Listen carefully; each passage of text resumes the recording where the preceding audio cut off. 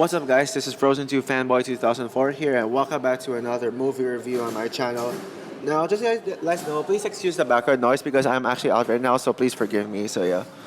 So I saw two animated movies recently, on the streaming service, and I feel like I should put both these reviews in one video so I wouldn't keep recording things and wasting my data, my memory.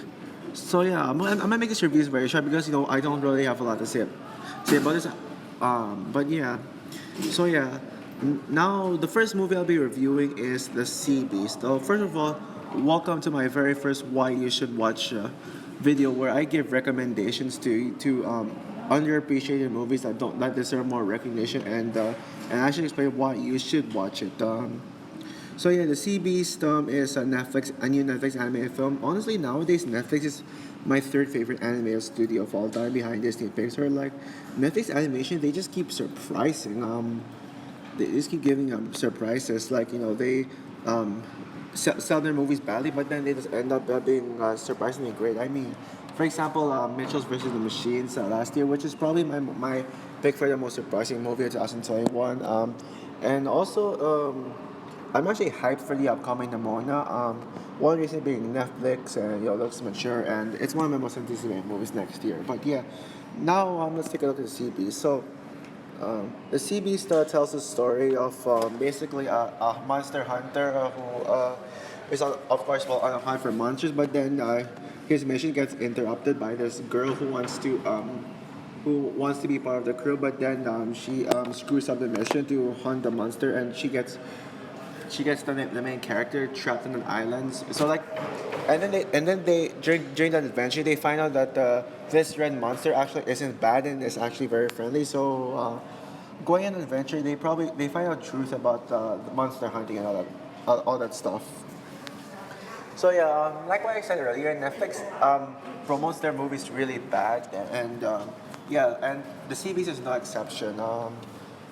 Yeah, the Sea Beast is poorly marketed. I mean, because honestly, when I first heard the title of this film, it's just really not convincing enough. Like honestly, I was like, oh, this is like another generic kiddie film. I'm like skip.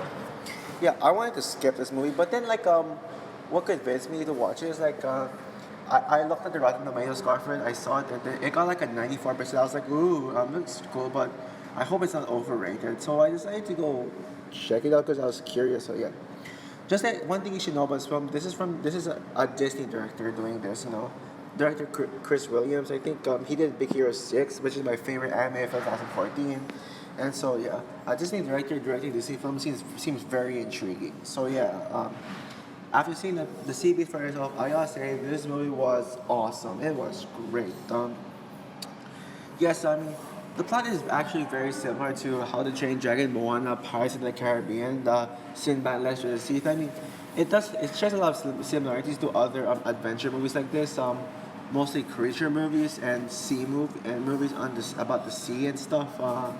And this Monster Hunting plot is done before. Like it's mostly like very similar to How to Train Dragon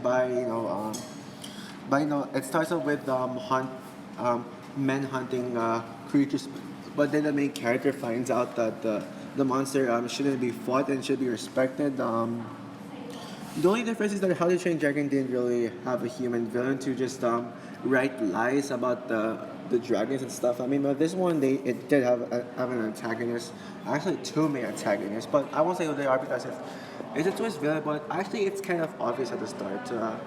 But yeah, I think the villain's fine, but don't even feel like talking about it. However, despite a pretty cliche plot, I'm usually forgiving to cliche plots because sometimes what matters is if I enjoy this film and I can see some effort put into it. There's some cliches, like Ugly Dolls that's just being it feels like Ugly Dolls is just ripping off other movies, but then just puts lazy effort. Secret Life of Pets is another example. A Toy Story rip-up, but then it doesn't do anything new rather than change toys to pets. Like you could literally just call that movie Pet Story, and it wouldn't change a thing.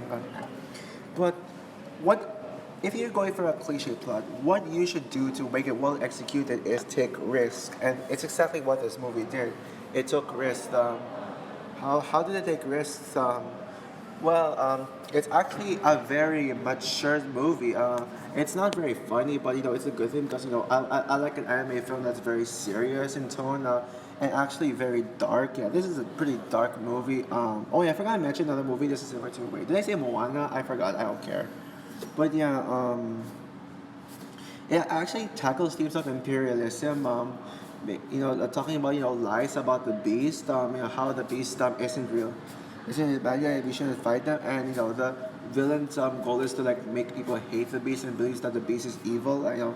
Very imperialist. Sometimes we're like a bad person would write lies about someone and people would be against it and yeah, it's actually able to take risks by showing kids what the world was like in imperialist times, and that's why I tried to tackle imperialism. This is the kind of anime film I wanted to see for a very long time. But anime films are always so safe, so kiddie.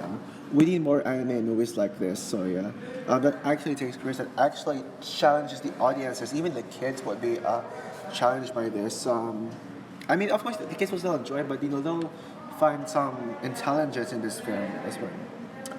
The animation is some of the most gorgeous animation effects. I don't think it's theater worthy. I actually had a complete like. I wish something like Next Gen should have been in theaters, but the animation here is still gorgeous, vibrant, and colorful, and very artistic as well.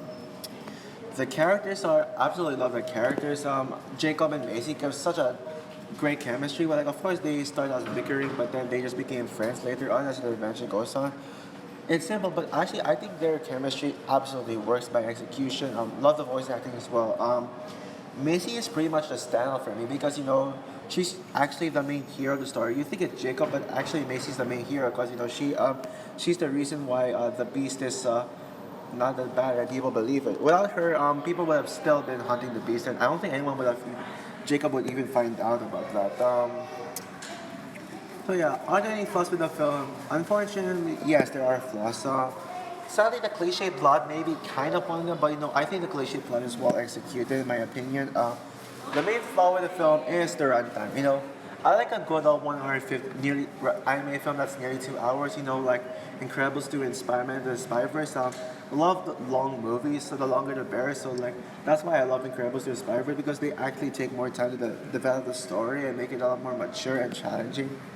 Oh yeah, and also same with Incredibles, the first Incredibles movie, and also Ratatouille. They're long, and they needed to be. This one, on the other hand, it could have been shortened to 20 minutes or something, or no, maybe 10 minutes. Yeah, I mean, there are obvious scenes that just absolutely dragged for me and kind of bored me, mostly in the first act. The second act was good, but didn't blow me away. The third act is what blew me away, although. Oh wait, actually, never mind. The first act got some great action scenes, but then after the action scene, it kind of got boring at times in some scenes. But it's of course every time it's boring, it quickly picks itself up after like 5 minutes of the film. So yeah, I'll give it that.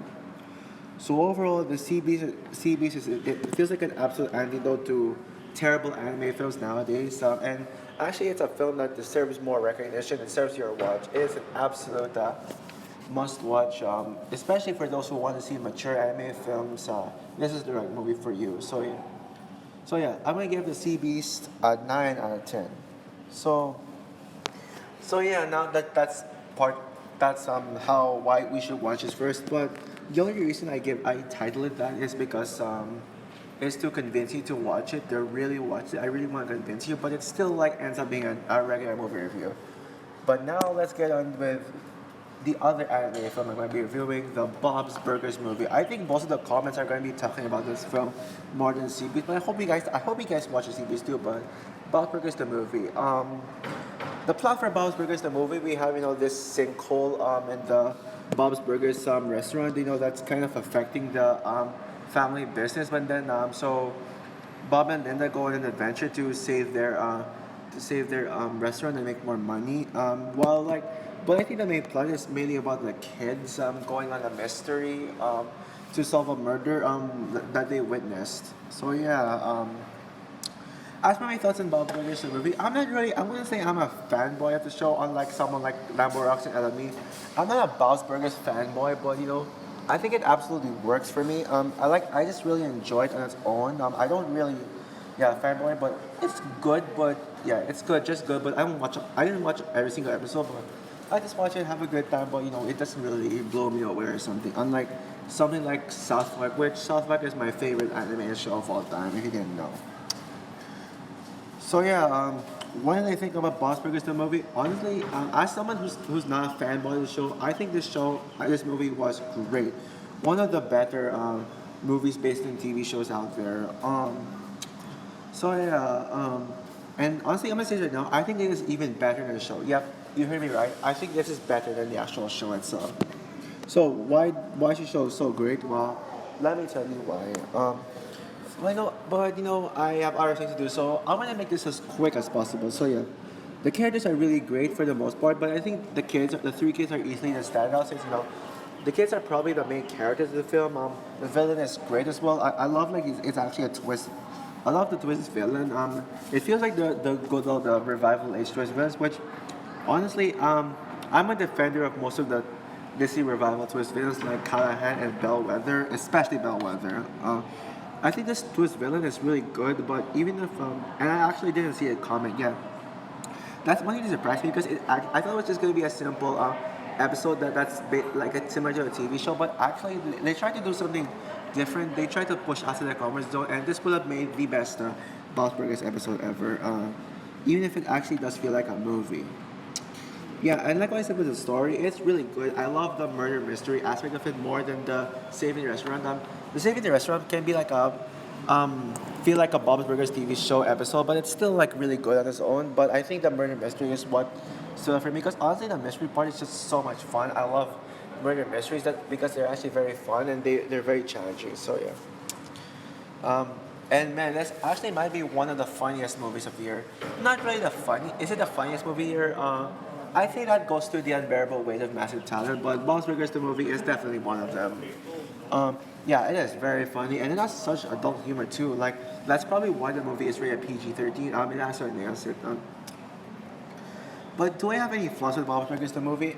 I have like some flaws. First of all, honestly, this didn't really.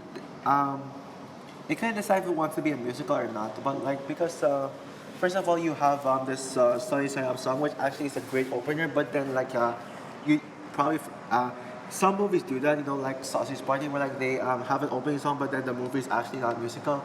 This one has some absolutely thrown in jokes, which honestly, I mean, not jokes, thrown in songs that don't really feel like go with the flow in the movie, and they could have been easily taken out.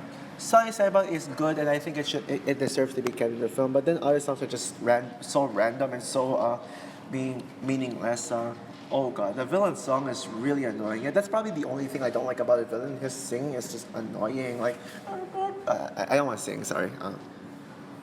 And also, I think another flaw I have is that I feel like Bob and Linda should have been more involved with the story. The story is very focused on the kids because the kids doing this mystery thing, and then the parents just appear for like only 5 seconds, and then they just do stuff. I mean, they got a lot of screen time in the first half, but then later on they just weren't there. So yeah, they should have done more. So overall, the Bob's Burgers movie was such a pleasant surprise to someone who isn't a Bob's Burgers fan, even though I still like the show.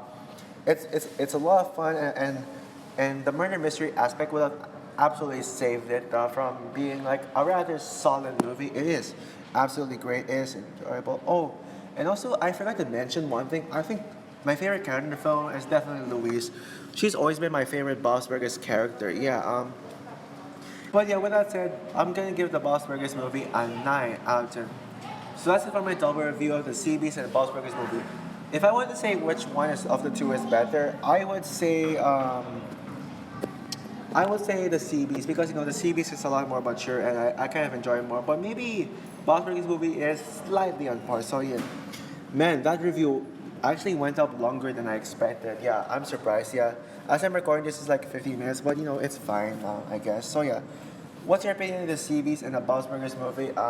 I know most of you guys have seen the Bob's Burgers movie, but definitely go check out the CBs. So yeah, stay tuned for a new video which comes out I don't know when, maybe tomorrow. So yeah, bye guys.